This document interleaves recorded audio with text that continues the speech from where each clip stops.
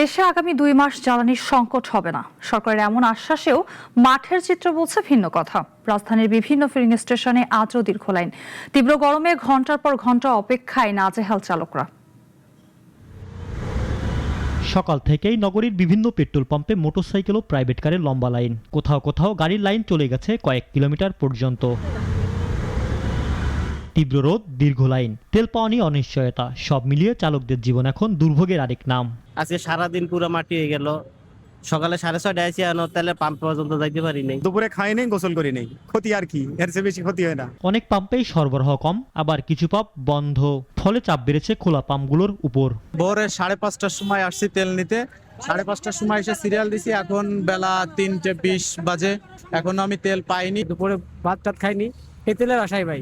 এখন থেকে যে একটা নাস্তা খামো বা কোনো কিছু খামো, দুপুরে ভাত কোনোটাই এখনো খাইতে পারিনি। ওদিকে গরম, ওদিকে তেলের লাইনে দাঁড়ায় আছে। এদিকে সকালে এক সংবাদ সম্মেলনে দেশের জ্বালানি তেলের সরবরাহ ও মজুত পরিস্থিতি সন্তোষজনক রয়েছে বলে জানিয়েছেন জ্বালানি ও খনিজ সম্পদ বিভাগ। আমরা বোধহয় বোঝাতে পারছি না যে প্যানিক বাইং এর প্রয়োজন নাই, মজুদের প্রয়োজন নাই।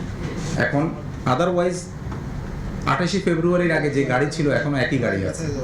28 ফেব্রুয়ারির আগে আমি যা সরবরাহ করতাম এখনো তাই করছি। সরবরাহ সংকটে অনেক পাম্প বন্ধের পাশাপাশি চাহিদার তুলনায় ডিপো থেকে তেল কম দেওয়ার কারণেই সংকট কাটছে না বলে বলছেন পাম্পগুলো। তেলের চাহিদা প্রচুর, কিন্তু ওই পরিমাণে তেল না পাওয়ার কারণে গাড়ির প্রচণ্ড চাপ।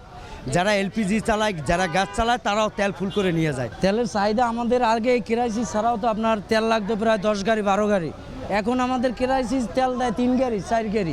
এই ভোগান্তি থেকে দ্রুত সমাধান চান সাধারণ মানুষ। ইমরান শেখ, নাগরিক, ঢাকা।